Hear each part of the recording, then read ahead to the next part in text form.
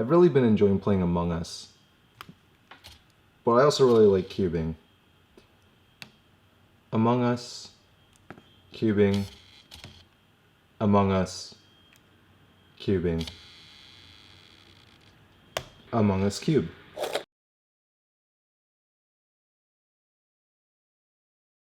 Hey guys, it's me cyoubx, and today I'm going to show you a one-day build project that I did making an Among Us 2x2 shape mod. It actually does look kind of cool when it's scrambled, and the pieces are all similar enough but also unique enough that it's kind of a fun challenge to solve.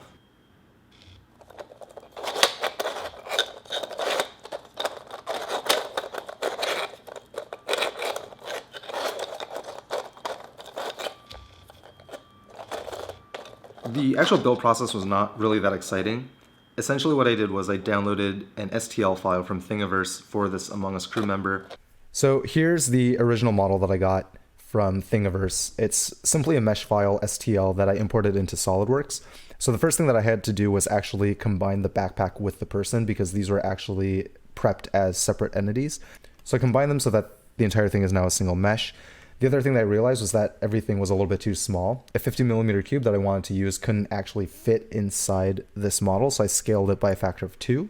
So now everything's a little bit bigger. I think the trickiest thing about this particular model was that the origin was set at the feet, and because I scaled it based on the centroid, the origin is now firmly in the crotch of the crewmate. Regardless, I cut a 50mm cube inside this. Other than that, the only really tricky thing I had to do was set a reference plane to be in the middle of that cube that I had just cut internally. And then from there, I just had to split along the 3 axes so that I could get 8 different parts. Now, I kind of just eyeballed everything in terms of where to put the internal cube and, the dimensions and other things like that. But I will say that it worked out where the backpack was basically split evenly into 4 pieces. And that actually kind of makes the jumbling look interesting.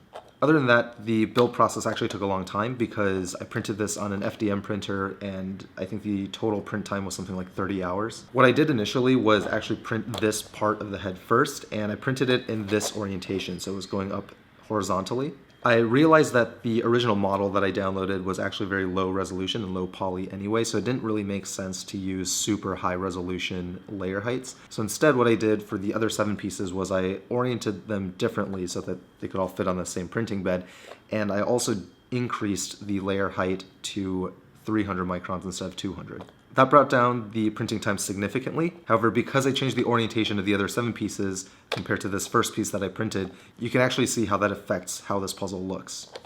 The cube I used on the inside was an MGC 2x2, not the MGC Elite. It was just the sort of standard MGC 2x2, and because of that, the corner cutting on this is actually quite good. I did try to do some sanding on the corners, but some of the layers started to get delaminated, so I didn't do it too much. So there's not really any reverse corner cutting, but normal corner cutting is quite good, and for a puzzle like this, you're not really speed solving it anyway. Unless you're DG cubes. I think one of my favorite things about this puzzle that I didn't plan, it just sort of worked out this way, is that the horizontal cut is kind of close to where the waistline would be. So when you do a U move like this, it kind of looks like the person's turning. You can also do kind of funny things where you can swap the legs between the 2 positions so that it looks like he has a pogo leg.